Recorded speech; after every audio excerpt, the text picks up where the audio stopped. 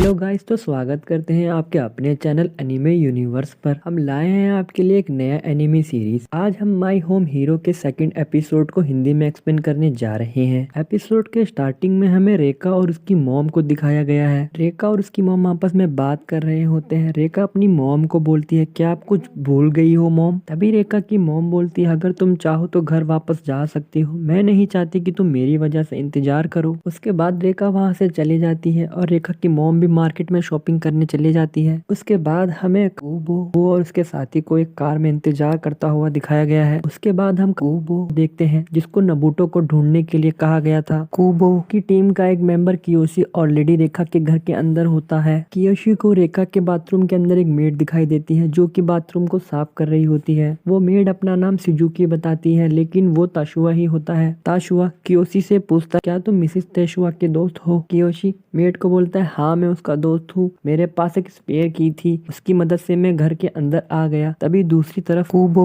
कहता है, नबूटो अपना फोन नहीं उठा तो तुम जाकर देखो, अगर तुम्हें वहाँ पे कुछ मिलता है। कियोशी उस मेड से बोलता है, मेरा दोस्त यहाँ पर अपना फोन भूल गया है, तो मैं उसे यहाँ पर ढूंढने आया हूँ। उसके बाद कियोशी अपने साथी को फोन करता है। ताशुआ ये देखकर काफी घबरा जाता है। नबूटो को फोन लगता नहीं है और उसमें से एक मैसेज आता है, आप जिस व्यक्ति को फोन कर रहे हैं वो नंबर अभी बंद है। तभी कियोशी वहाँ से बाहर निकलकर वैन में बैठ जाता है।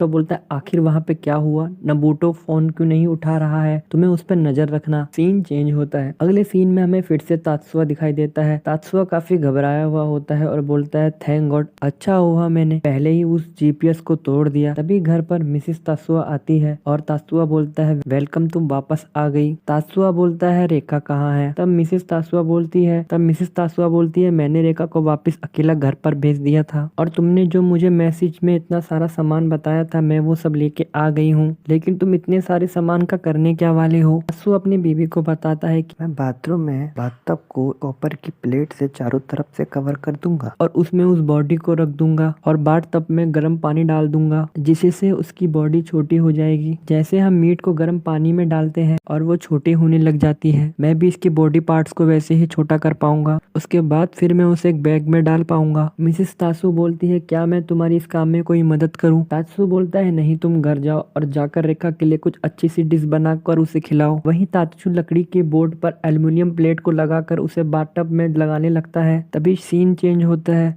योशी के पास जाता है और योशी कोबू से पूछता है, क्या तुम्हें नबूटो मिला या नहीं? अगले सीन में ताशुओ नबूटो की बॉडी को बाथटब में बर्न होने के लिए छोड़ देता है और उसके बाद ताशुओ नबूटो की बॉडी के पार्ट्स को एक सूटकेस में भरकर अपने घर की तरफ चला जाता है। अगले सीन में हमें ताशुओ अपने घर पर नहाकर अपनी फैमिली के साथ बैठते हुए दिखता है। ताशुओ बताता है, उसे आज अपार्टमेंट साफ करने में काफी मेहनत लगी और आज वो काफी थक गया है। वहीं दूसरी तरफ रेखा ताश खेल रही होती है। तात्सु रेखा से बोलता है, तुम इस वीक अपने कॉलेज क्यों नहीं चली जाती? तब मिसेस तात्सु भी बोलती है, ये एक अच्छा आइडिया है और आज इसी बात पर हम 2 बार खाना खाएंगे। तब रेखा बोलती है, मैं इतना खाना खाकर मोटी हो जाऊंगी, और वहां से चली जाती है और रिलैक्स होने के लिए टीवी को ऑन कर लेती है। तब रेखा की मॉम बोलती है, रेखा खाने का समय हो गया है। तब रेखा बोलती है, मॉम मुझे अभी भूख नहीं लगी, मैं बाद में खाना खा लूंगी। तब ताशुओ बोलता है कि रेखा को आज पैदा हुए 18 साल हो चुके हैं और अब ये समय के साथ काफी जल्दी बड़ी हो गई है, लेकिन मैं काफी खुश हूँ कि मैं अपनी फैमिली के साथ हूँ और मेरी फैमिली सेफ है और हम तीनों को ऐसे ही साथ में हमेशा रहना चाहिए। तभी रेखा बोलती है, डैड आप अब काफी ड्रामा कर रहे हो। उसके बाद सब सोने चले जाते हैं। तात्सु सपने में काफी अजीब अजीब चीजें देख रहा होता है। वो अभी भी नबूटो को अपने सपने में देख रहा होता है। उसे बार बार नबूटो के बुरे ख्याल आ रहे होते हैं और तात्सु डर के मारे उठ जाता है। तात्सु बाथरूम में जाके अपने फेस को धो लेता है। अगले दिन तात्सु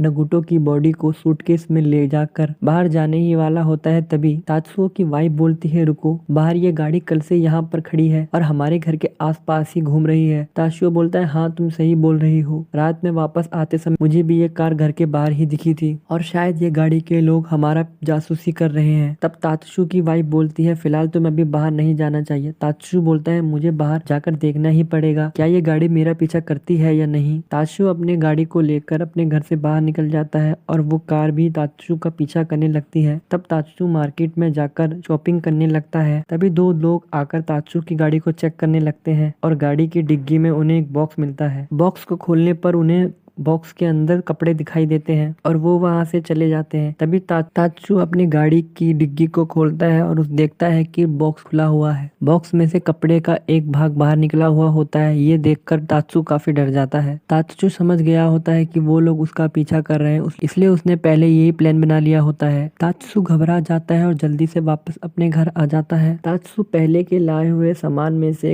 एक बड़े से पॉट में मिट्टी डालकर उसमें नबूटो के बॉडी के पार्ट्स को डालने लगता है। मिसेस तात्सु और तात्सु बात ही कर रहे होते हैं, तभी एकदम से रेखा आ जाती है और बोलती है, मॉम मेरा नाश्ता कहाँ है? तब रेखा की मॉम बोलती है कि तुम्हारा खाना फ्रिज के अंदर है। रेखा पूछती है कि आप ये दोनों क्या कर रहे हो वैसे? तब रेखा की मॉम बोलती है कि हम किचन गार्डन बनाने की तैयारी कर रहे हैं बस। रेखा बोलती है, हमारे पास तो ऑलरेडी एक गार्डन है ना मॉम, क्या मैं आपकी मदद करूं? रुको मैं नाश्ता करके आती हूँ, फिर आपकी मदद करूंगी। वहीं बाहर गाड़ी में जो लोग होते हैं वो तात्सु के घर में जाने के लिए प्लान बना चुके होते हैं। शिंगो सामने की गेट की तरफ से जाता है और प्रॉपर्टी सेल्समैन बनके उन लोगों से बात कर रहा होता है। वहीं पीछे के गेट से कियोशी घर के अंदर तलाशी लेने लग जाता है। शिंगो तात्सु और उसकी वाइफ से अजीब अजीब सवाल पूछ रहा होता है, जिससे कियोशी को तलाशी के लिए ज्यादा समय मिले और उसकी ज्यादा से ज्यादा मदद हो पाए। रेखा को घर से अजीब अजीब आवाज आ रही होती है, लेकिन वो इस बात को इग्नोर कर देती है। कियोशी घर के अंदर तलाशी ले ही रहा होता है, तभी शिंगो वापस चला जाता है। तात्सु देखता है कि वो सेल्समैन उसी गाड़ी में जाकर बैठ जाता, जिससे तात्सु समझ जाता है कि ये उन्हीं लोगों का आदमी था। तात्सु जल्दी से घर की तलाशी ले रहा होता है, कहीं कोई गड़बड़ तो नहीं हुई है।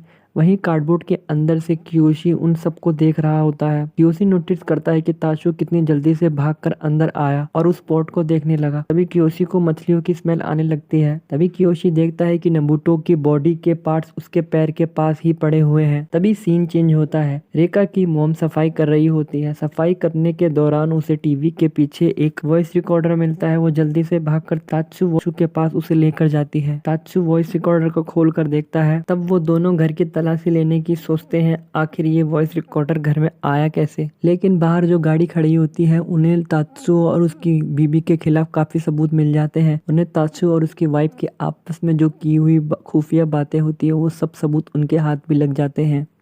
अब उन्हें भी पता चल चुका होता है कि तात्सु ने क्या किया है। तभी तात्सु को उन लोगों का छुपाया हुआ आखिरी वॉइस रिकॉर्डर भी मिल जाता है। तात्सु की वाइफ खिड़की से बाहर देखती है और वो लोग गाड़ी से वहां से निकल जाते हैं। तात्सु और उसकी वाइफ समझ जाते हैं वो लोग जल्दी ही कोई प्लान के साथ वापस आएंगे। तात्सु घबरा जाता है और अपने पहले के काम को करने लग जाता है। तात्सु की बीवी बोलती है, क्या मैं तुम्हारी मदद करूं? तुम ये मत सोचना कि तुम अकेले हो, मैं तुम्हारा साथ हर काम में दूंगी और तुम्हारे साथ ही रहूंगी। ये सुनकर तात्सु उदास हो जाता है। वो बोलता है, मैं सोच रहा था मैं अकेला हूँ, लेकिन मेरी फैमिली मेरे साथ है। अब मैं डरूंगा नहीं और अपने काम को पूरा करके ही रहूंगा। अगले सीन में तात्सु अपने घर से बाहर ऑफिस के लिए निकल जाता है, लेकिन तात्सु के दिमाग में अभी भी वो ख्याल आ रहे होते हैं, अगर वो बॉडी के पार्ट किसी और को मिल गए तो क्या होगा, उसके बाद उसकी फैमिली का क्या होगा। तात्सु सोचता है कि उसे अकेले ही पूरी फैमिली का ध्यान रखना है। तभी अगले सीन में तू रात में अपने घर वापस आ रहा होता है। मिस तात्सु को कुछ गुंडों ने घर में पकड़ लिया होता है। रिका वहां पर नहीं दिखाई देती। वहीं दूसरी तरफ तात्सु कियोशी के लोग इलेक्ट्रिक शॉक लगाकर बेहोश कर देते हैं। गाइस, इसी के साथ हमारा आज का एपिसोड खत्म होता है। अगर आपको हमारी वीडियो अच्छी लगी हो तो एक लाइक करें।